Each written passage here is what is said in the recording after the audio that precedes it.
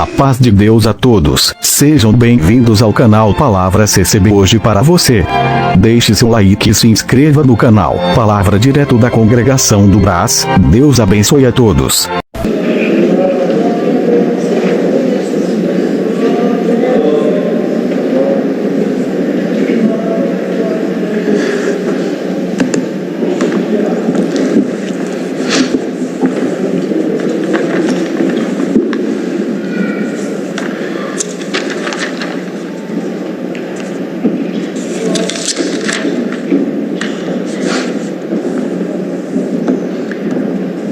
Vamos ler com a ajuda de Deus e a guia do Espírito Santo a palavra escrita na segunda carta do apóstolo Pedro, no capítulo 3. 2 Pedro, capítulo 3.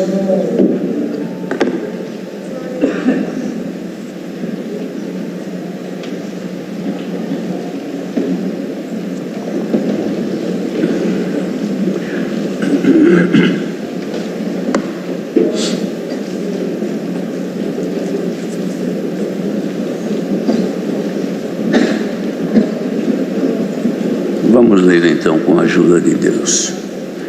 Amados, escrevo-vos agora esta segunda carta, em ambas as quais desperto com exortação o vosso ânimo sincero, para que vos lembreis das palavras que primeiramente foram ditas pelos santos profetas, e do mandamento do Senhor e Salvador mediante os vossos apóstolos, sabendo primeiro isto, que nos últimos dias virão escarnecedores, andando segundo as suas próprias concupiscências, e dizendo: onde está a promessa da sua vinda?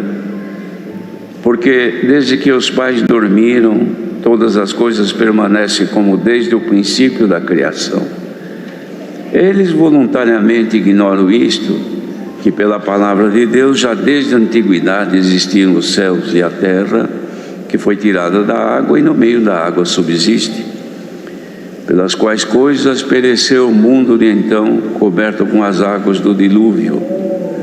Mas os céus e a terra que agora existem, pela mesma palavra se reservam como tesouro, e se guardam para o fogo até o dia do juízo e da perdição dos homens ímpios.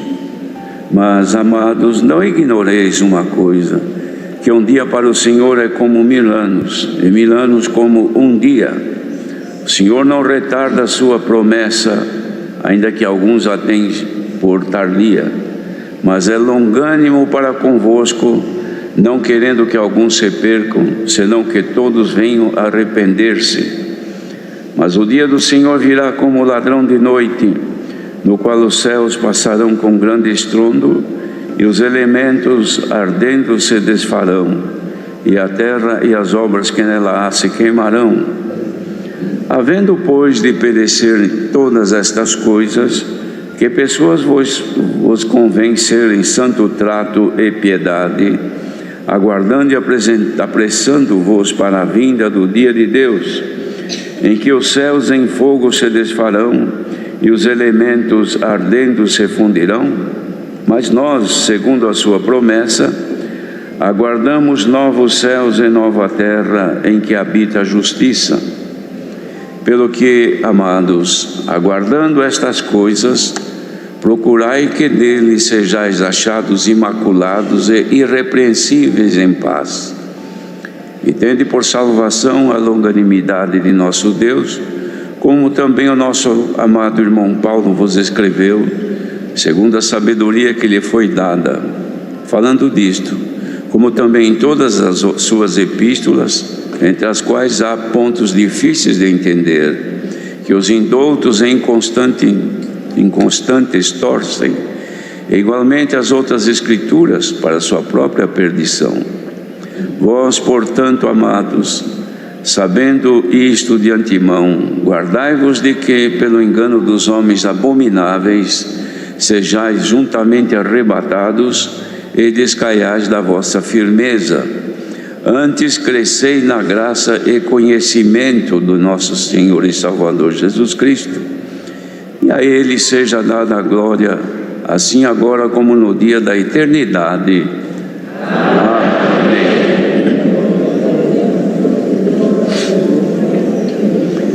Queridos irmãos, isto que acabamos de ler foi dado por Deus através da revelação do Espírito Santo, que tomava os santos apóstolos para transmitirem ao povo aquilo que deviam ter conhecimento com respeito à fé na graça do Filho de Deus e a finalidade também da nossa crença, deles e nossa agora. E ele falava então acerca da vinda do Senhor, que era um assunto, irmãos, que não deveria ser deixado de lado, mas sempre ter em mente, considerando que a volta do Senhor Jesus é promessa feita por Deus Pai e por Jesus mesmo. E quando Ele mesmo foi elevado aos céus perante os seus discípulos, os anjos que ali se manifestaram disseram: varões galileus, por que estáis olhando para o alto? Esse que subiu é o mesmo que descerá. Então o Senhor Jesus voltará, irmãos. As promessas que foram feitas através das profecias, tanto de Daniel, séculos antes de Cristo, como também do próprio Senhor Jesus, depois dos apóstolos, inclusive João, nas revelações do Apocalipse, deixaram sinais, como Jesus mesmo respondeu aos discípulos, quando perguntaram: Senhor, que sinal haverá da tua vinda?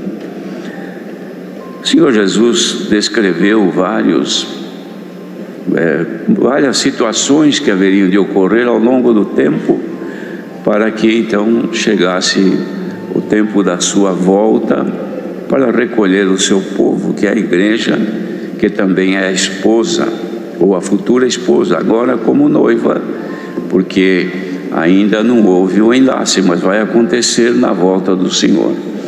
De modo que os sinais que foram manifestos, irmãos, têm acontecido ao longo da história, perseguições, muitas contra o povo de Deus, muitas mortes, foram muitos sacrificados ao longo de todos estes séculos, irmãos. E também assim veio durante esse tempo se cumprindo no resto das manifestações em todo o mundo.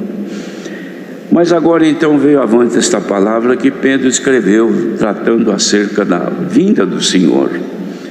E ele dizia: eu escrevo para vocês agora, amados, esta segunda carta, em ambas as quais eu desperto com exortação o vosso ânimo sincero. De fato, irmãos, ele despertava exortando aquela irmandade e ficando para a posteridade essa carta que chegou até nós, nos despertando a aguardarmos com ânimo, mas um ânimo sincero. Uma coisa a pessoa ter um ânimo que demonstra momentaneamente, mas não é com sinceridade de propósito, é coisa momentânea. Como se pergunta: você crê nisso aqui? Creio, mas daqui a pouco já esqueceu. Mas o ânimo sincero faz do crente em Jesus Cristo ele ser crente sempre, pela vida ou pela morte, como aprendemos. Então, creio no Senhor Jesus que Ele vai voltar, continuamos crendo e esperando a volta do Senhor, que Ele pode vir, se não vem de forma coletiva, individualmente, Ele vai vindo buscar a cada um segundo o tempo da sua partida desta terra.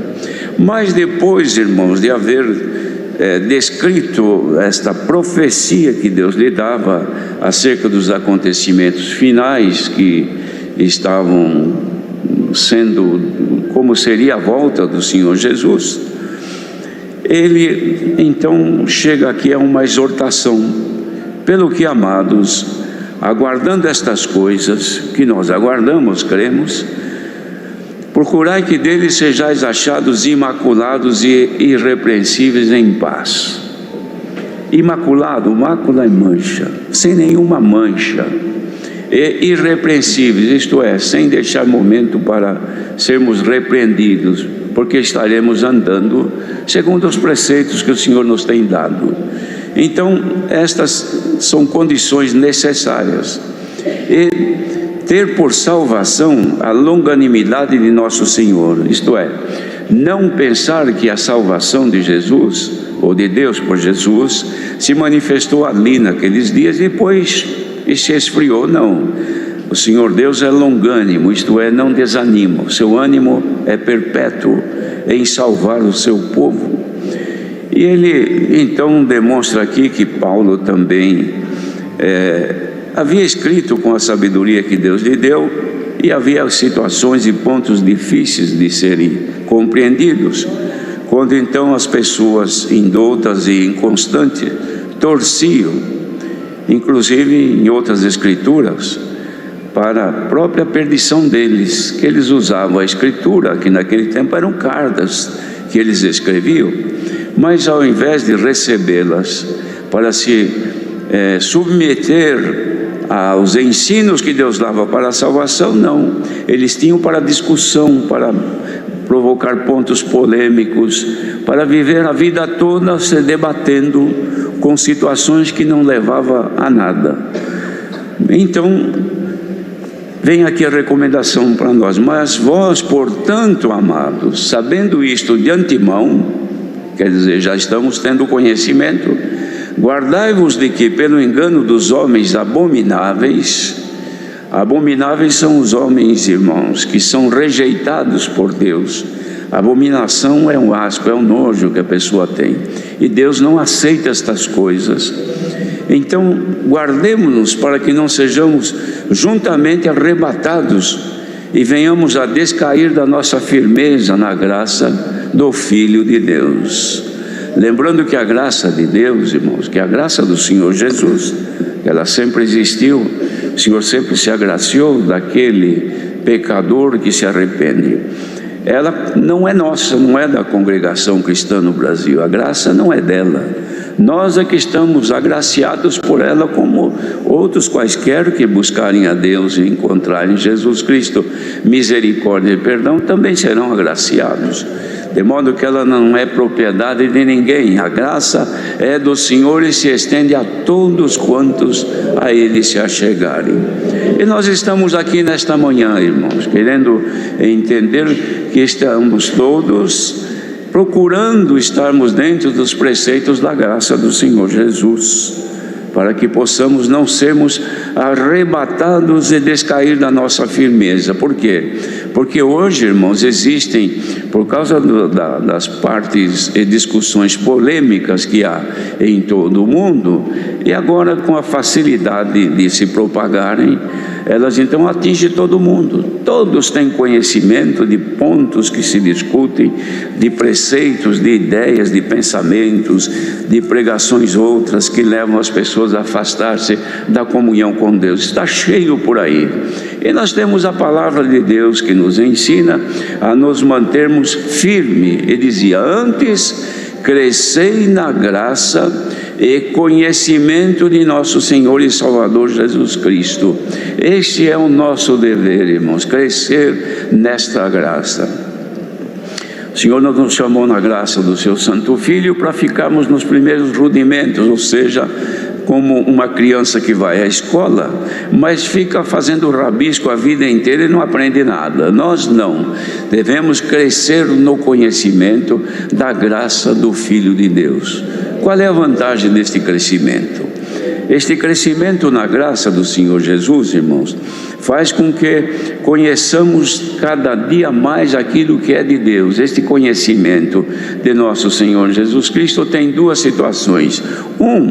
Uma é conhecer mais o benefício do Senhor em nosso favor, pelo sacrifício de Jesus. Quanto mais nós conhecermos, mais haveremos de amar ao Senhor pelo bem que nos fez de nos redimir do pecado e nos manter agora no caminho que nos leva à salvação. Esta é uma coisa. Mas outro conhecimento é quando Deus manifesta em nós o seu conhecimento, ou seja, o conhecimento de Deus em nós. Vamos fazer aqui uma comparação. Era como quando, pelas promessas de Deus, Abraão conheceu Sara. Sara era a mulher dele, já era conhecida. Mas o conhecimento que manifesta aqui era o conhecimento de corpo a corpo, ou seja, de marido e mulher, por cujo conhecimento a semente nela gerou um filho. É este conhecimento. Este é o conhecimento que Deus faz a nós, por cujo conhecimento deixa em nós a semente da palavra de Deus, que gera em nós conhecimento de Deus pelo conhecimento dele a nós. Quando recebemos a palavra é porque Deus está nos conhecendo e depositando em nosso coração a semente da palavra, as virtudes da palavra, o poder da palavra, a luz da palavra, que pela pregação da palavra pelo Espírito Santo é colocado dentro de nós. E isto então, irmãos, como é comparado uma semente que Jesus mesmo comparou, ela gera em nós. A primeira vez gerou em nós Jesus Cristo, o Filho de Deus, que está se formando dentro de cada um de nós. E agora, nas pregações de palavra que nós ouvimos pelo Espírito Santo, vai gerando em nós um conhecimento da vontade de Deus, gera humildade, gera paciência, gera caridade, gera pureza, gera, irmãos, coletivamente a santidade e a consagração, e isso nos faz cada vez mais perto de Deus. Então, quanto mais nós crescermos na graça, mais perto do Senhor estaremos. E quanto mais perto de Deus estivermos, mais bênçãos espirituais recebemos, como nesta manhã, enquanto estamos ouvindo aqui coletivamente e presencialmente, e fora daqui onde tiver um pequenino do Senhor, seja onde for, ouvindo esta palavra, pode ser também transmitido a estes o conhecimento da vontade de Deus, que quer o nosso crescimento na graça. Os irmãos imaginam, quem semeia alguma sementinha de uma planta qualquer, fica observando, quando nasceu a pessoa fica contente, nasceu aquilo que eu plantei, mas não é tudo. Agora que nasceu, precisa observar o seu crescimento. É como quem faz uma lavoura, plantou, semeou, ele olha no dia seguinte, só vê terra, não vê mais nada, mas depois que choveu, passa alguns dias, percebe que os brotos começam a aparecer, e a terra, que antes era pura terra, está mudando agora a sua coloração, está ficando esverdeada, porque nasceram as sementes. Bendito seja o Senhor. Mas não é tudo, agora tem que cuidar, tem que fazer com que haja pela natureza o tempo da chuva, a chuva molha a terra, o sol aquece a terra, e a planta começa a desenvolver e crescer. Por quê? Porque está sendo cuidada. A terra não era boa, mas ela foi devidamente tratada, foi colocada nela aquilo que é necessário para que a planta se desenvolva, e assim a pessoa vai acompanhando até que nasçam os frutos. Hoje, irmãos, estamos aqui, alguns agora brotaram recentemente, e Jesus Cristo já apareceu na sua vida, está mudando a sua cor, não é mais só terra, está ficando verdinho agora, porque brotou Jesus Cristo na sua vida. Mas não é tudo ainda, precisa agora mantê-la, precisa molhar esta terra, precisa cuidar dela, para que inseto não venha destruir a sua lavoura, precisa cuidar para que animais não venham ali destruir, e assim por diante. Não é, irmão? Isso é crescer na graça, crescer na fé. Hoje o Senhor manda esta palavra. Pode ser que muitas terras, as terras são os corações. O Senhor Jesus fez a comparação da boa semente, não é, irmão? Semente que caiu no caminho, os passarinhos comeram. Outras caíram entre pedras, nasceram logo, mas não tinha raiz e acabaram morrendo. Outra parte nasceram, cresceram rapidamente, mas estava entre os espinhos, e o espinheiro impediu o seu crescimento e acabou perdendo a vida, morreu. Já estava grandinha, mas morreu, o espinho não deixou. Outra caiu em terra boa. Então, na medida do tratamento desta terra boa, umas produziram 30, outras 60 e outras 100. Que exemplo magnífico, irmãos, que acontece conosco aqui hoje, nesta manhã. Aqui tem muita gente que está está plantada em terra boa, está fazendo força para produzir, e o Senhor manda esta palavra aqui para crescer na graça. Não pode ficar parado, tem que aumentar de Deus em nós aquilo que é dele, e vem pela pregação da palavra, vem pelas nossas orações, vem pelos nossos propósitos, irmãos, de nos santificarmos e consagrarmos a Deus. Este é o trabalho que Deus faz em nós, e nesta manhã vem aqui esta palavra para nos fazer crescer na graça e no conhecimento de Deus. Irmãos, falando de conhecimento, às vezes acontece com a gente, eu vou dizer com a gente porque comigo acontece. Às vezes conhecemos uma pessoa no meio de multidões como vivemos, um irmão, e nos abraçamos, paz Deus, irmão, e sabemos o nome dele, é o nosso amigo, que conhecemos ali. Mas passa algum tempo, encontramos este irmão, comigo acontece, claro que não é com todos, mas paz Deus, irmão, amém, tudo bem, de onde que o irmão é? Como é que é seu nome? Mas você não me conhece? Eu não me lembro. Isso acontece. Não sei nem de onde que eu irmão. Ô irmão, eu sou daqui, de tal lugar. Nós já conversamos. Perdão, irmãos, é que eu me esqueci. Isso acontece também quem conheceu o Senhor Jesus. Quando creu nele, sentiu no coração, depois acabou esquecendo. Não sente mais. Não tem mais prazer de cantar. Não tem mais prazer de orar. Não lembra mais dele, perdeu a noção da fisionomia dele, não conhece mais. Mas nós precisamos conhecer no conhecimento. Sabe como que cresce no conhecimento? Quanto mais perto, quanto mais junto anda, mais a gente conhece a pessoa. Não é assim? Se nós vimos uma vez, depois esquecemos. Mas quem caminha já há muito tempo, está sempre olhando, esse aqui é o fulano, esta aqui é Beltrana, são meus amigos, são meus parentes. Então se conhece. Quem conhece o Senhor Jesus de perto, não estranha, irmãos, está sempre feliz, mas estranha quando ele está longe. Percebeu que ele não está perto, o que será que aconteceu? Porque eu estou orando e não estou sentindo o Senhor. Eu congrego, mas não sinto nada. Fico ali sentado, não vejo a hora que acabe o culto, porque eu não sinto nada. Vejo gente que fica contente, até glorifica a Deus, tem gente que até manifesta o Espírito. Eu não sinto nada. Eu congrego, mas é porque você esqueceu, você não está conhecendo bem. Mas hoje ele volta nesta manhã. Ele diz: você esqueceu-se de mim, porque eu não me esqueço de ti. Glória ao nome do Senhor. Então o Senhor Deus deu a um profeta, Isaías, e escreveu: que pode a mãe que cuida do seu filho esquecer-se dele e até de alimentá-lo, mas eu não me esquecerei dos meus filhos. O Senhor não se esquece de nós, continua sempre conhecendo.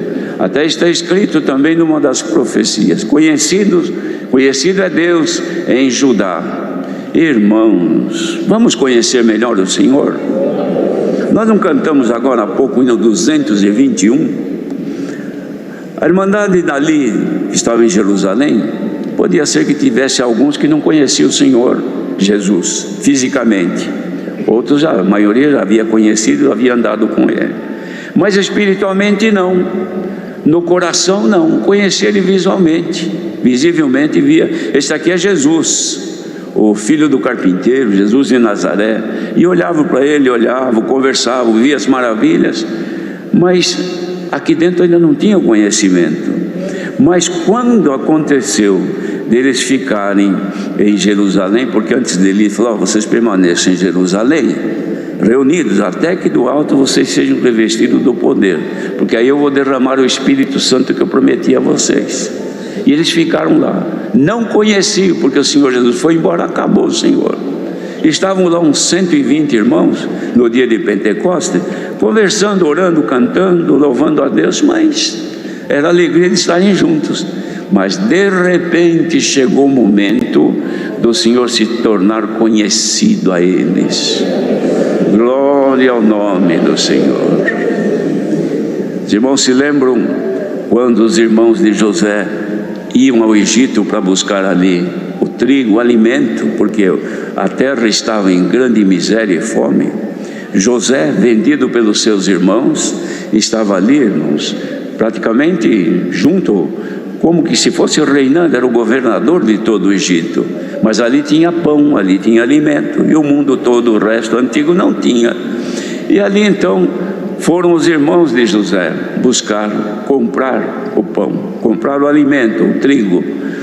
E José os conheceu, mas eles não o conheceram.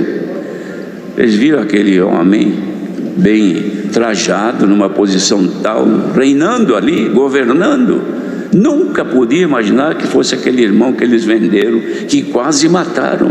Venderam por dinheiro. Nunca podia imaginar. Mas chegou o dia que José não resistiu. Falou: hoje eu preciso me fazer conhecer aos meus irmãos. Eles precisam saber que eu existo. Será que o Senhor Jesus não quer se tornar conhecido nesta manhã? Glória ao nome do Senhor. Para aqueles que não o conhecem, e para aqueles que o conhecem se esqueceram dele, para aqueles que já não se lembram mais do Senhor, que não tem mais um louvor na sua boca, que não tem mais prazer de cantar, já não congregam mais, porque foram arrebatados juntamente e descaíram da firmeza.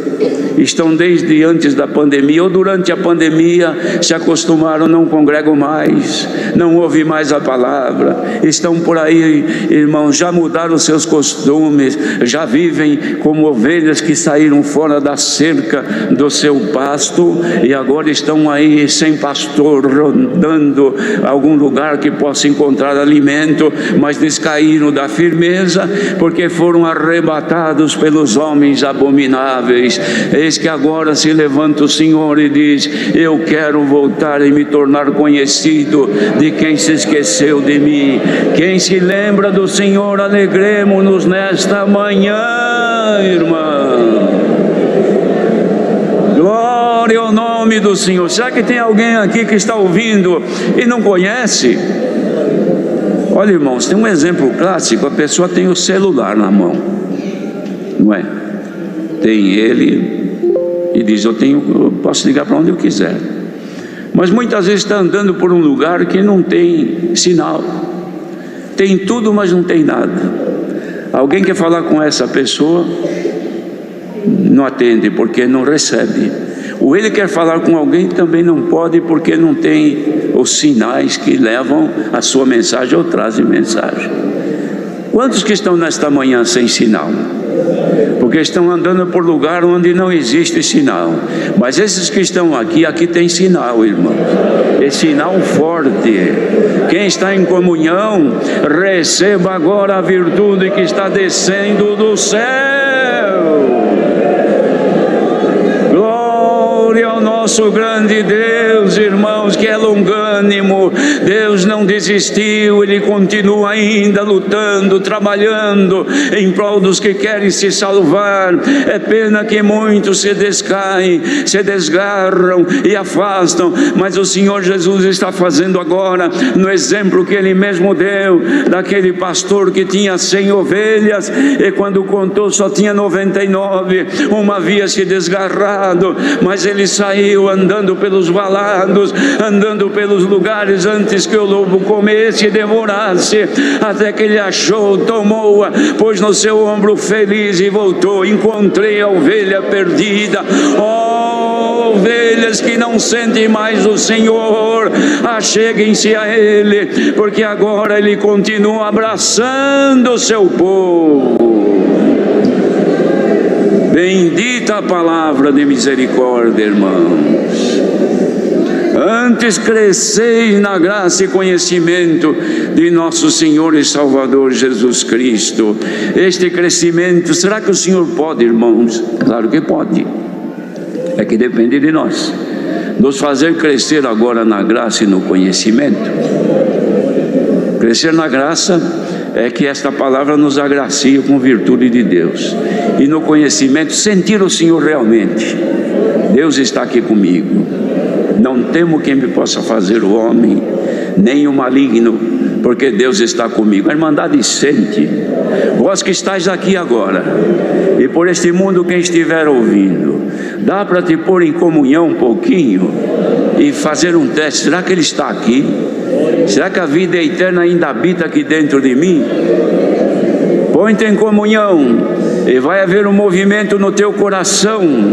Os teus olhos vão se encher de lágrima, a tua boca vai glorificar a Deus.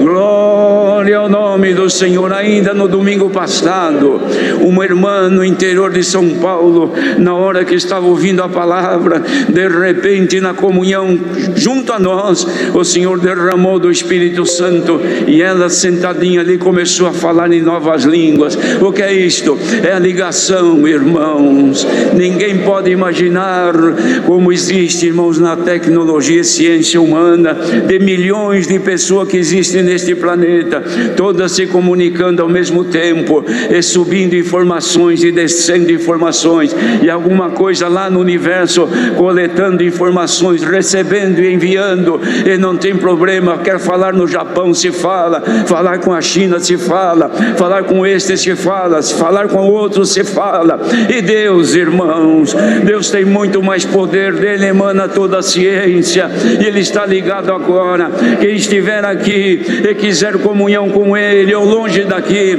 receba agora, não há impedimento algum. Bendito seja o Senhor. Por isso disse: vós, portanto, amados, sabendo de antemão estas coisas, guardai-vos de que, pelo engano dos homens abomináveis, sejais juntamente arrebatados e descaiais da vossa firmeza. Será que dá para dizer agora: estou firme no Senhor Jesus? Seja derramado dos céus agora a força de Deus e nos faça firmes e constantes até a volta do Senhor Jesus. Deus seja louvado.